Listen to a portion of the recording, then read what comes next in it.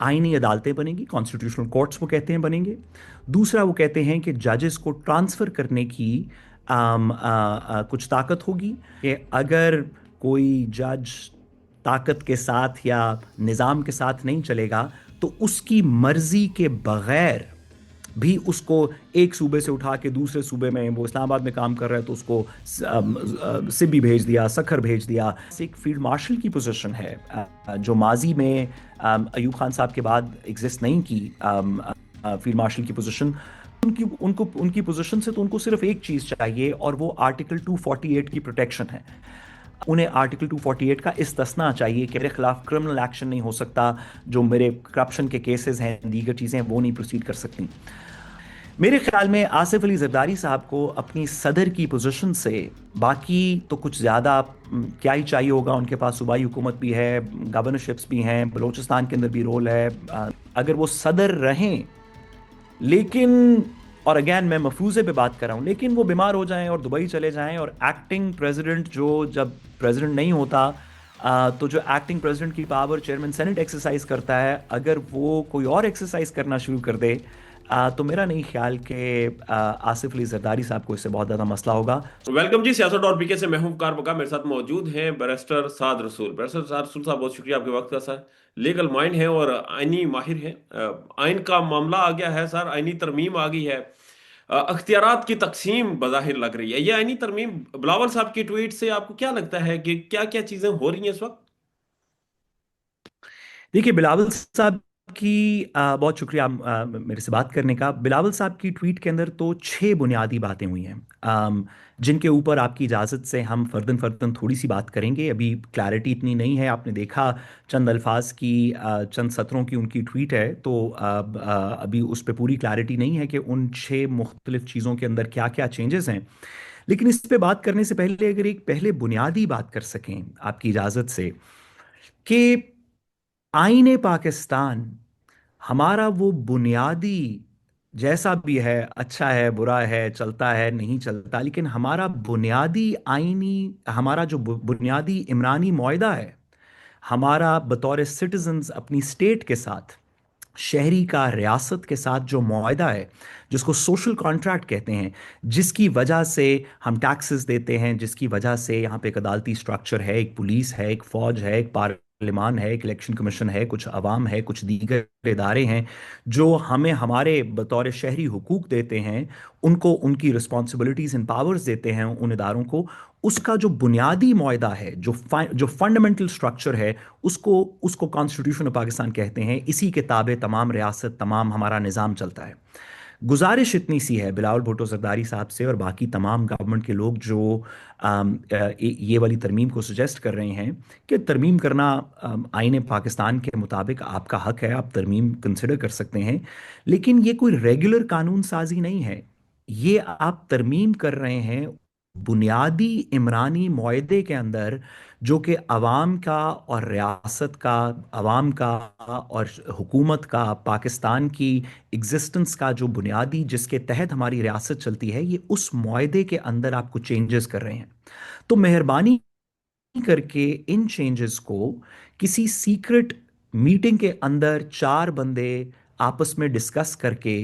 जिसके ऊपर आप एक 2 सत्र की ट्वीट लिख दें और एक पैराग्राफ में बता दें कि इसके अंदर 6-7 बातें डिस्कस हुई। ये आपने, जब आपकी वालदा ने जब फरमाया था कि democracy is the best revenge, तो हमें नहीं पता था कि वो हमसे ही रिवेंज लिया जा रहा होगा। मेहरबानी करके, ये इतना फंडामेंटल डॉक्यूमेंट है कि आइन को अमेंड करने के लिए मेहरबानी करके कोई पब्लिक डिबेट करवा लें, पार्लियामान में तकरीरें करें, मीडिया पे इस पे बहस होने दें, बार काउंसिल से, इलेक्शन कमीशन से, ब्यूरोक्रेसी से, फौज से, पार्लियामान से, पॉलिटिकल पार्टी से, सोशल वर्कर्स से, कॉन्स्टिट्यूशनल एक्सपर्ट से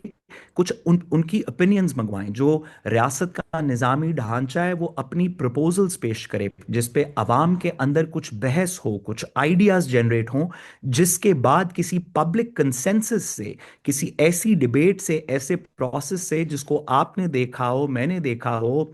मुख्तार माई ने देखा हो, बशीर कुम्हार ने देखा हो, बड़े बड़े जजेस ने देखा हो, सब लोगों ने जिसको देखा हो, उस डिबेट के बाद, किसी को पसंद हो ना पसंद हो, आपके पास मेजॉरिटी है, आप उसके बाद अपनी तरमीम पास करवा सकते हैं। लेकिन अगर इसके ऊपर आप डिबेट नहीं करवाएंगे, अगर हमें पता चलेगा कि कोई 27वीं तरमीम का मुसव्वदा है, किसी ने उसको देखा नहीं है, वो किसी क्लोज डोर मीटिंग के अंदर प्राइम मिनिस्टर साहब ने प्रेसिडेंट साहब और अपनी इत्तेहादी पार्टी के साथ डिस्कस किया, उसके बाद भी उसको रिलीज नहीं किया, और एक पैराग्राफ की ट्वीट हो गई, तो शायद बड़ी जबरदस्त अमेंडमेंट्स हो सकता है इसके बाद मुल्क बहुत कमाल चले। लेकिन अगर उस पर पब्लिक कंसेंसस डेवलप नहीं होगा, अगर लोग उसके साथ नहीं चलेंगे, तो ये लोगों का और रियासत का मुआहदा है, कोई दो पॉलिटिकल पार्टीज का, कोई नून लीग का, पीपल्स पार्टी का आपस में मुआहदा नहीं है, कोई अदालत का, इलेक्शन कमीशन का आपस में मुआहदा नहीं है, ये लोगों का अपनी रियासत से मुआहदा है। मेहरबानी करके इसमें जो भी करें, लोगों को ऑन बोर्ड लें, इसमें को पब्लिक डिबेट करें, इसको ओपनली डिस्कस करें, तवील पीरियड तक डिस्कस करें। ये अगर छुपे किसी अंदाज से, किसी डील के तहत तो अच्छी चीज़ों को भी, अगर आपने कोई अच्छी चीज़ भी इसके अंदर सजेस्ट करनी होगी, तो उसको भी लोग तस्लीम नहीं करेंगे जब तक इसमें पब्लिक कंसेंसस नहीं होगा। सो हम इनकी 27वीं तरमीम के मुसव्वदा तो नहीं, जो पॉइंट्स हैं उस पर ज़रूर बात करते हैं, लेकिन उससे पहले जनरल बात, कि मेहरबानी करके इसको सीक्रेसी में ना कीजिएगा। आपको याद है जब 26वीं तरमीम पास हो रही थी, तो जिस रात को वोटिंग होनी थी, उस रात को रात के 10 बजे के करीब हमारे सारे मेजर टेलीविजन चैनल्स ने, ARY ने, जियो ने, दुनिया ने, सबने खबर चलाई कि लॉ मिनिस्टर साहब ने कहा है कि उन्हें मुसव्वदा रिसीव हो गया है। तो मेहरबानी करके ऐसे ना करें। इस मुसव्वदे को, इसमें जो भी आइडियाज़ हैं उनको लोगों को बहस कर लेने दें, थोड़ी सी डिस्कशन करने दें, इससे बेहतरी होगी आइन में। अगर आप इसको सीक्रेटली पास करेंगे तो अच्छी चीज़ भी लोग एक्सेप्ट नहीं करेंगे। ठीक है। और ये जो 6 नुकात बिलावल साहब ने लिखे हैं, 6 पॉइंट्स जो हैं, ये 6 पॉइंट्स किसको हिट कर रहे हैं, ज्यादातर किसको हिट कर रहे हैं? मनाने की किसको जरूरत पड़ेगी? क्योंकि हर आईनी तरमीम में कोई ना कोई रूठ के बैठा भी हुआ होता है जिसे मनाना पड़ता है। फिर एक और दौर चलता है जिसमें अपनी शराइत मनवाई जाती हैं, और फिर जाकर आईनी तरमीम होती है। ये किसकी बहुत फेवर में है और किसको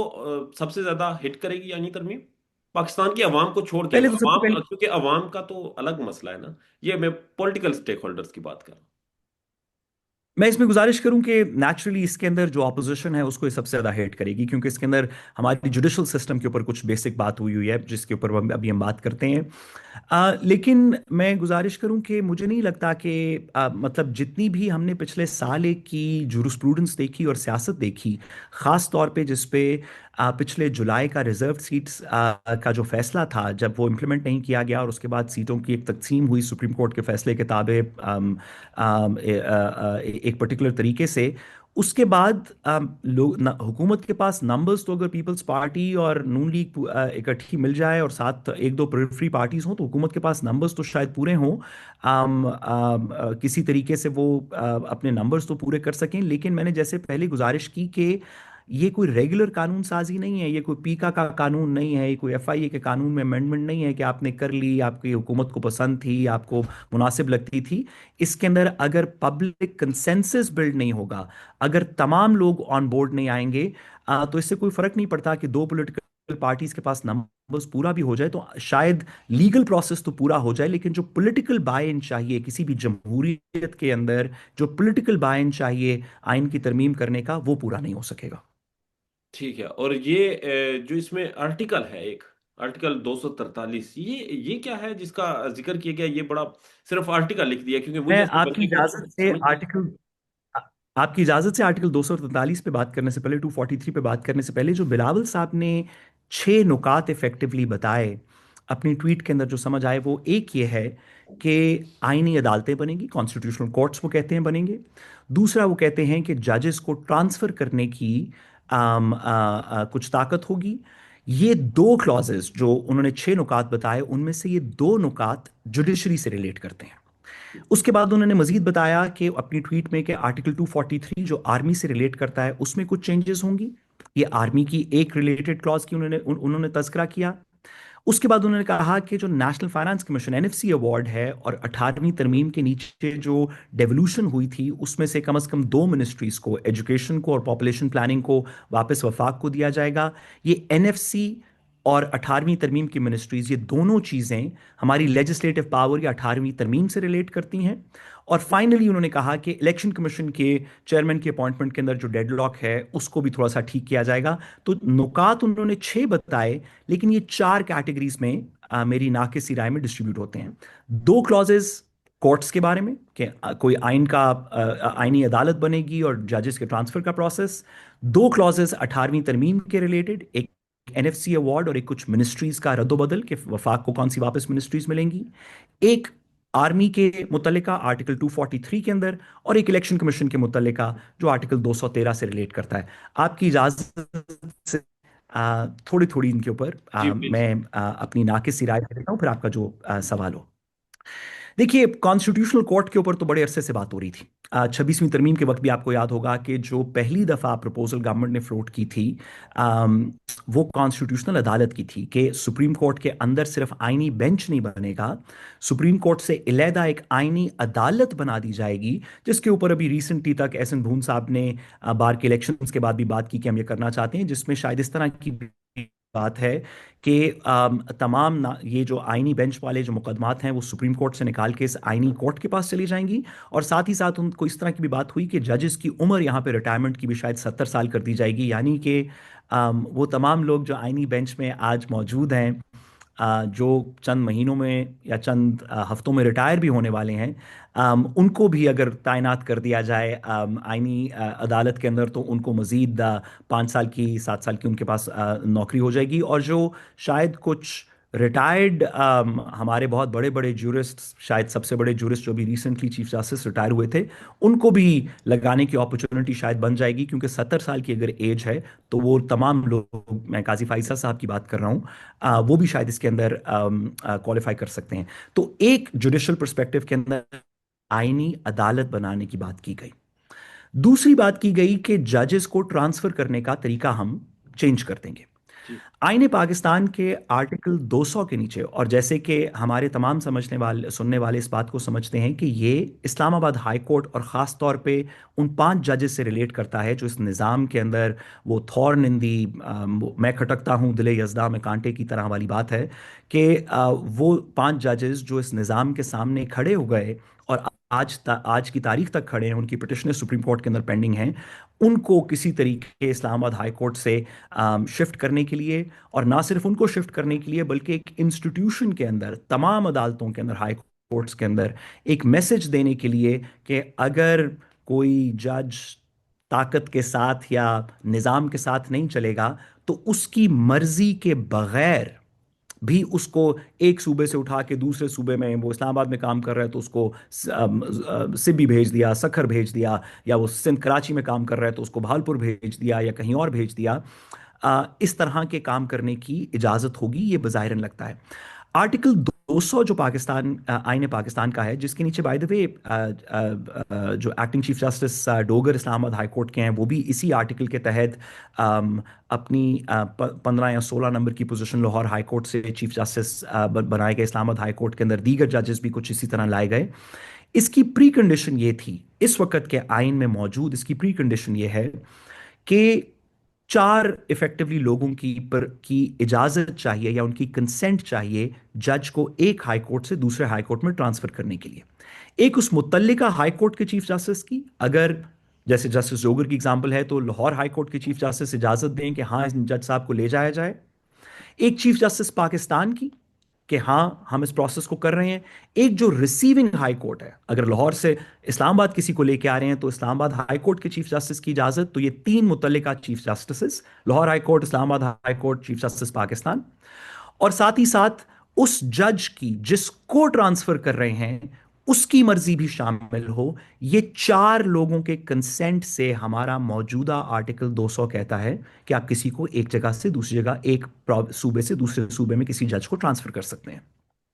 इसके ऊपर हुकूमत और खासतौर पर लॉ मिनिस्टर साहब और एहसन भून साहब इस पे बार बार बात कर चुके हैं कि इसके अंदर कुछ इस तरह का चेंज करना चाहिए, क्योंकि आप लेट्स से कि आप जो इस्लामाबाद हाई कोर्ट के 5 जजेस हैं, अगर आप चाहें कि हम इनको लाहौर भेज दें और चीफ जस्टिस भी तैयार हों और हाई कोर्ट के चीफ जस्टिस भी तैयार हों और सुप्रीम कोर्ट के चीफ जस्टिस भी तैयार हों, तो क्योंकि वो जजेस खुद अपनी मर्जी से अपना कंसेंट नहीं देंगे तो आप उन्हें ट्रांसफर नहीं कर सकते। इसके अंदर हुकूमत का, बार काउंसिल में एहसन भून साहब वगैरह जैसे लोगों का ये कहना है कि हम इस आर्टिकल 200 में से उस जज की परमिशन खत्म कर देंगे। जो हमारा अ, जो हमारे आईन पाकिस्तान के नीचे एग्जिस्टिंग आर्टिकल 200 है, वो ये कहता है कि किसी भी जज को अगर तो उस जहां से ट्रांसफर किया जा रहा है उस हाई कोर्ट के चीफ जस्टिस की रजामंदी चाहिए, जहां पे ट्रांसफर किया जा रहा है उस मुतल्लिका हाई कोर्ट के चीफ जस्टिस की रजामंदी चाहिए, चीफ जस्टिस पाकिस्तान की रजामंदी चाहिए, लेकिन सबसे जरूरी उस जज की जिसको ट्रांसफर किया जा रहा है उसकी रजामंदी भी इसके अंदर शामिल है। ये आर्टिकल 200 कहता है। और इसी किताबे इस्लामाबाद हाई कोर्ट के चीफ जो एक्टिंग चीफ जस्टिस हैं उनको और दीगर जजेस को सिंध से, बलोचिस्तान से, लाहौर से इस्लामाबाद हाई कोर्ट के अंदर लेके आया गया।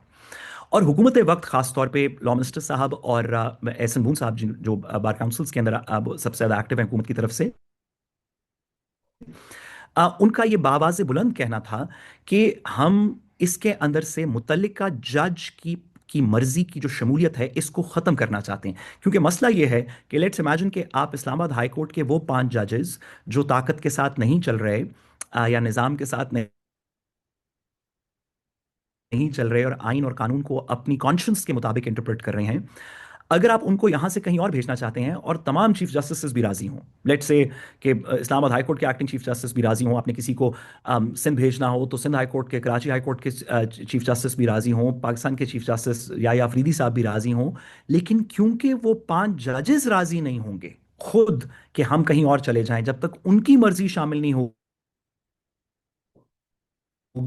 तो इस वक्त मौजूदा आर्टिकल 200 के नीचे उनको आप नहीं भेज सकते दीगर हाई कोर्ट्स में। उनकी मर्जी को ओवरराइड करने के लिए लॉ मिनिस्टर साहब और एहसन बून साहब और दीगर लोग ये बात कर चुके हैं कि हम उनकी मर्जी को खत्म करके बस 2 चीफ जस्टिस या चीफ जस्टिस पाकिस्तान के साथ मुशावरत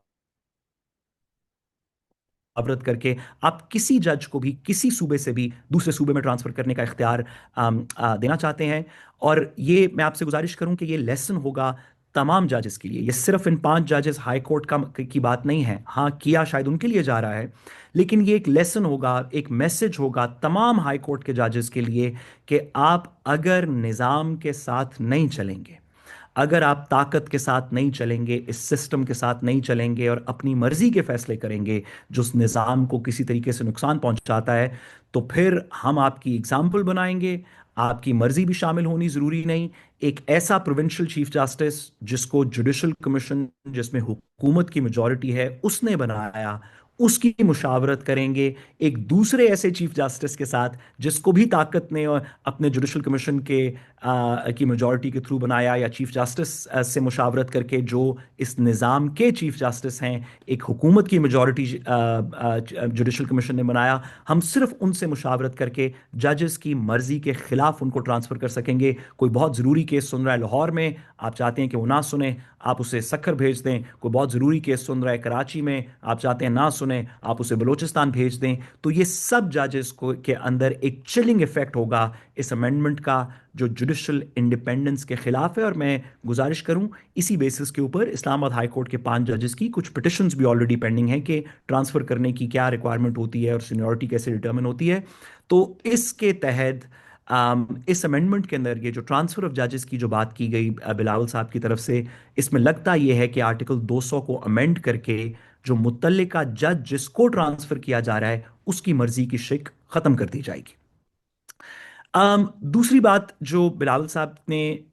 मैं आपकी इजाजत से आगे थोड़ा सा बढ़ूं। जी प्लीज प्लीज। देखिए दूसरी बात जो बिलावल साहब ने की, वो एनएफसी और 18वीं तरमीम के पर्सपेक्टिव के अंदर है। हम आर्टिकल 243 पे बात करना चाहते हैं, लेकिन उससे थोड़ा सा पहले 18वीं तरमीम के ऊपर तनकीद की जा सकती है। आप कह सकते हैं कि 18वीं तरमीम की कुछ चीज़ें अच्छी थी, कुछ चीज़ें इतनी अच्छी नहीं थी और उनको रिकंसिडर करना चाहिए। फॉर एग्जाम्पल, जब कोविड आ गया था पाकिस्तान में, तो हम एक uniform national policy health care पे इस वजह से इंप्लीमेंट नहीं कर सकते थे क्योंकि हेल्थ केयर 18वीं तरमीम के ताबे सूबों के पास जा चुका है, और हमें एक आर्टिफिशियल सी एनसीओसी की तरह की एक बॉडी क्रिएट करनी पड़ी जिसके तहत वफाक पूरे पाकिस्तान के अंदर कोई मुस्बत पॉलिसी कर सके। जब 18वीं तरमीम की गई थी तो यही 2 पॉलिटिकल पार्टीज जो अब बैठ के इस को थोड़ा अंडू करना चाहती हैं, उनको उस वक्त पॉलिटिकली सूट करता था कि वफाक में जिसकी भी हुकूमत हो, हेल्थ केयर भी हमारे पास होगी, एजुकेशन भी हमारे पास होगी, पॉपुलेशन भी हमारे पास होगी, दीगर चीज़ें भी हमारे पास होंगी, तो हम अपने मुतल्लिका सूबों में, एक की उस वक्त नून लीग की पंजाब में हुकूमत थी और पीपल्स पार्टी की सिंध में, उन्होंने कहा कि हम उन ये इस पे बड़ी बात हो चुकी है, सेनेट के फ्लोर पे बात हो चुकी है कि हम अपने अपने सूबों में अपने फंड्स को, रिसोर्सेज को, पॉलिसी को कंट्रोल करेंगे। अब यही पॉलिटिकल पार्टीज जिन्होंने पहले उनको पॉलिटिकली वो सूट करता था, अब उन्हें कुछ और पॉलिटिकली सूट करता है, तो वो 18वीं तरमीम को रिविजिट करना चाहते हैं। अच्छी बात है, आप 18वीं तरमीम को रिविजिट करें, कुछ चीजें उसके अंदर बेहतर होनी चाहिए, लेकिन गुजारिश ये है कि पब्लिक डिबेट के थ्रू करें, सिर्फ अ, के चीफ मिनिस्टर और दीगर लोगों को साथ। सबसे बुनियादी बात जो कल आज सारा दिन भी बहस हो रही है, और साहब का ये इंडिकेशन था कि आर्टिकल 243 के अंदर भी एक तरमीम की जाएगी। अम, आर्टिकल 243 आईने पाक, और इस आर्टिकल के नीचे बुनियादी तौर पे चार सब क्लॉजेस हैं। पहला क्लॉज जो आर्टिकल 243 का है वो ये कहता है कि वफाकी हुकूमत के पास, फेडरल गवर्नमेंट के पास command and control and command of the armed forces होगी, यानी कि काबीना जो वफाकी हुकूमत को रिप्रेजेंट करती है उसके ताबे होंगी armed forces, control and command वफाकी हुकूमत के पास होगा। आर्टिकल 243 का दूसरा क्लॉज ये कहता है कि कंट्रोल एंड कमांड तो वफाकी हुकूमत का यानी काबीना और प्राइम मिनिस्टर के पास होगा, लेकिन जो सुप्रीम कमांड है, जिसको हमारी जूरिस्प्रूडेंस में कभी भी डिफाइन नहीं किया गया, supreme command of the armed forces जो है वो सदर पाकिस्तान के अंदर वेस्ट करेगी। वो सदर सुप्रीम कमांडर है, जिस वजह से हम कहते हैं हमारी आर्म्ड फोर्सेस का।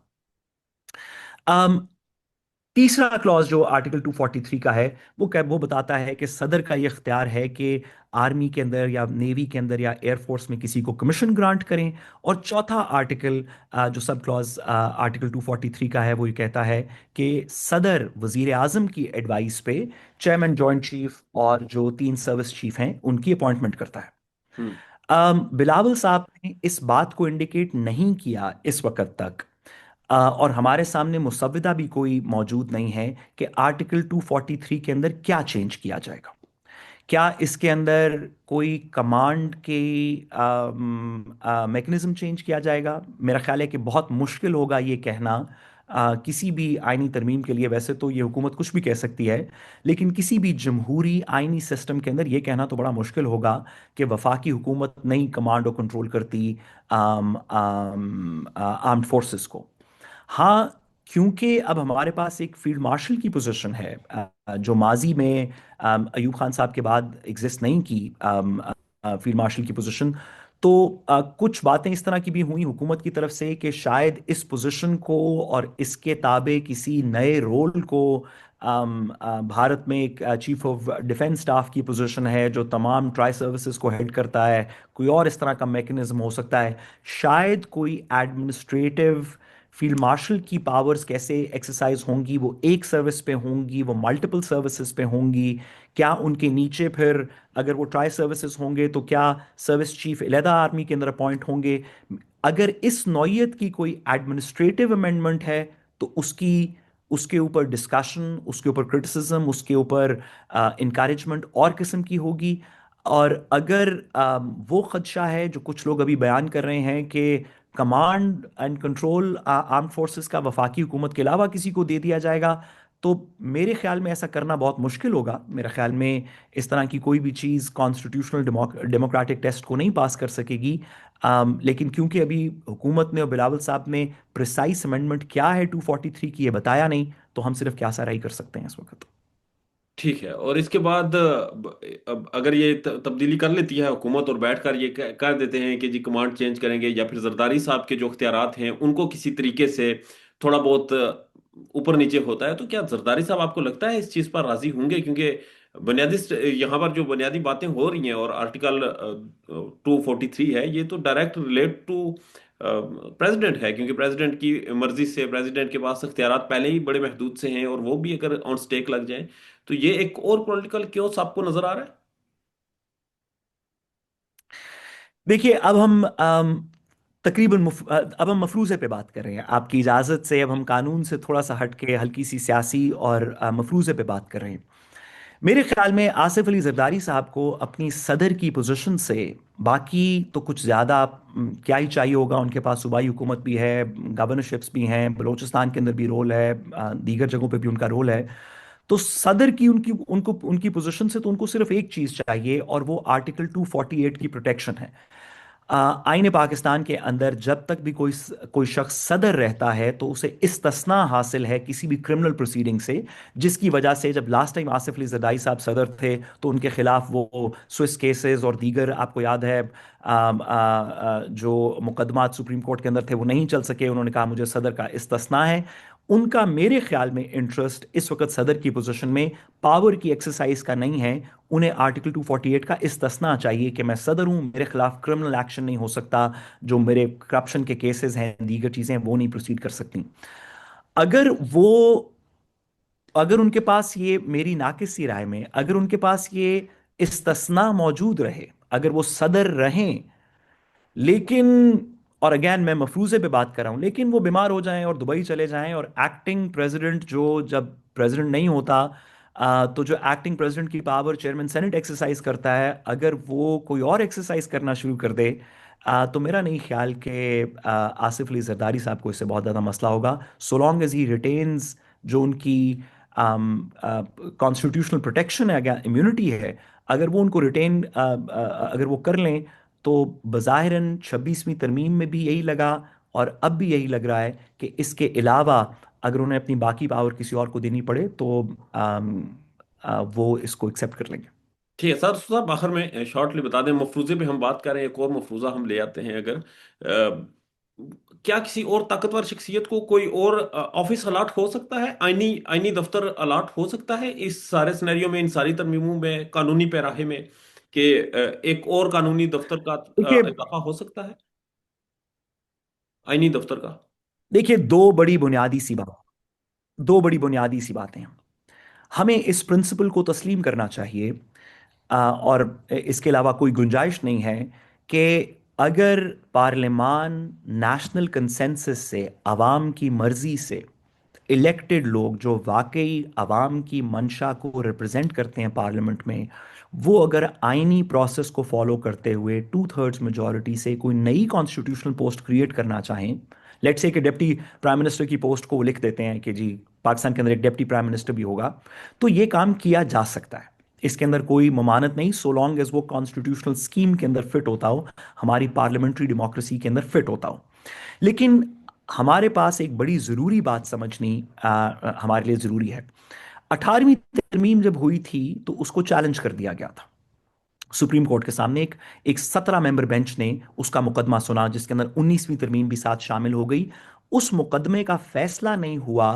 जब तक 21वीं तरमीम, जिसके थ्रू थोड़ी देर के लिए, 2 साल के लिए, फिर उस थोड़ा सा एक्सटेंड किया गया, मिलिट्री कोर्ट्स पाकिस्तान के अंदर एपीएस पेशावर के और दीगर टेररिज्म के मुलजमान के लिए बनाई गई थी, वो 21वीं तरमीम के थ्रू बनाई गई थी थोड़ी देर के लिए।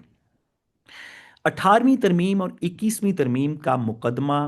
इकट्ठा सुन के लार्जर बेंच ने, सुप्रीम कोर्ट के 15 मेंबर बेंच ने, जस्टिस अजमत सईद शेख साहब ने 8 मेंबर की मेजॉरिटी से उस मुकदमे का फैसला किया था। मैं ये 15 मेंबर बेंच इसलिए कह रहा हूं कि 15 मेंबर बेंच का फैसला इस वक्त मौजूद आईनी बेंच, जो 15 मेंबर का नहीं है, जो सिर्फ 9 मेंबर का है, उसके ऊपर बाइंडिंग है। तो 15 मेंबर का सुप्रीम कोर्ट का फैसला है जो ये कहता है कि वैसे तो आप नए आईनी पोस्ट्स भी क्रिएट कर सकते हैं, आप दीगर चीजें भी आइन के अंदर 2/3 मेजॉरिटी से आईनी तरीके से चेंज कर सकते हैं, लेकिन अगर आप कोई तरमीम भी ऐसी करें, ये सुप्रीम कोर्ट की 15 मेंबर बेंच की जजमेंट कहती है 21वीं तरमीम के मुकदमे में, कि अगर आप कोई भी आइन के अंदर ऐसी अमेंडमेंट करें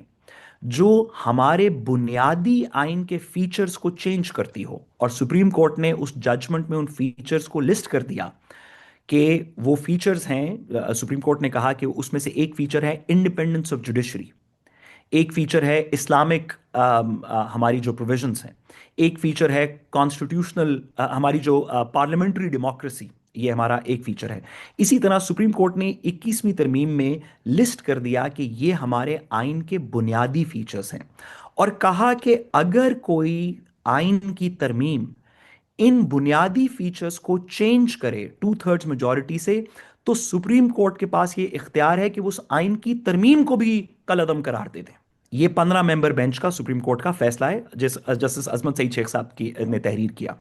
अब सवाल ये होगा कि वैसे तो आप नई आईनी पोजीशंस भी क्रिएट कर सकते हैं, लेकिन 27वीं तरमीम में भी वही सवाल होगा जो 26वीं तरमीम में है, कि क्या जो आपने अदालत के अंदर अमेंडमेंट्स की, कॉन्स्टिट्यूशनल कोर्ट बनाने की जो बात हो रही है और ट्रांसफर ऑफ जजेस की जो बात हो रही है, जिससे हाई कोर्ट के जजेस पे एक रियल प्रेशर होगा कि हम ताकत के हक में फैसला करें वरना ट्रांसफर कर दिए जाएंगे, क्या इससे इंडिपेंडेंस ऑफ जुडिशरी खराब हुई? और अगर हुई तो उस जो अमेंडमेंट, आइन की अमेंडमेंट बेशक 2/3 मेजॉरिटी से हो, अगर वो इंडिपेंडेंस ऑफ जुडिशरी को खराब करेगी तो अदालत के पास इख्तियार है उसको स्ट्राइक डाउन कर देने का। इसी तरह अगर आप कोई ऐसा आईनी ओहदा क्रिएट करते हैं जो पार्लियामेंट्री डेमोक्रेसी को प्रेसिडेंशियल फॉर्म में कन्वर्ट कर देता है, यानी कि हमारे पार्लिमानी निज़ाम को सदारती निज़ाम में कन्वर्ट कर देता है, जिसकी क्या सराही हो रही है, तो वो भी बुनियादी फीचर के खिलाफ होगा। और आइन की 21वीं तरमीम की जजमेंट में तहरीर शुदा है कि सुप्रीम कोर्ट अगर चाहे तो उसको स्ट्राइक डाउन कर सकती है। यहां पर सर आपने सुप्रीम कोर्ट का जिक्र किया कि सुप्रीम कोर्ट स्ट्राइक डाउन कर सके। क्या ये मामला, अगर इस तरमीम का मामला सुप्रीम कोर्ट के पास जाएगा, आईनी बेंच के पास जाएगा, या फिर आईनी अदालत जो बन चुकी होगी आईनी अदालत के पास जाएगा? सुप्रीम कोर्ट के होते हुए आईनी अदालत होगी, सुप्रीम कोर्ट का चीफ सुनेगा, आईनी अदालत का चीफ सुनेगा। ये कंफ्यूजन अदालतों में अगेन होगी। और फिर अगर वो जजेस का मामला आ गया कि अगर कोई जज उस सारे सिनेरियो में अड़ जाता है, कहता है जी मैं सुनूंगा, तो उस जज के ट्रांसफर हो जाएगा क्योंकि तरमीम तो हो चुकी होगी। तो ये सब कैसे मैनेज होगा? हमारे साथ बिल्कुल, टीम जज का लड़ रहा है। ट्रांसफर, वैसे जज का ट्रांसफर तो हाई कोर्ट के जजेस का होगा, सुप्रीम कोर्ट के जजेस को तो क्या ट्रांसफर करेंगे। लेकिन आपने बात बिल्कुल दुरुस्त की। मैं इसमें सिर्फ इतनी सी गुजारिश करूं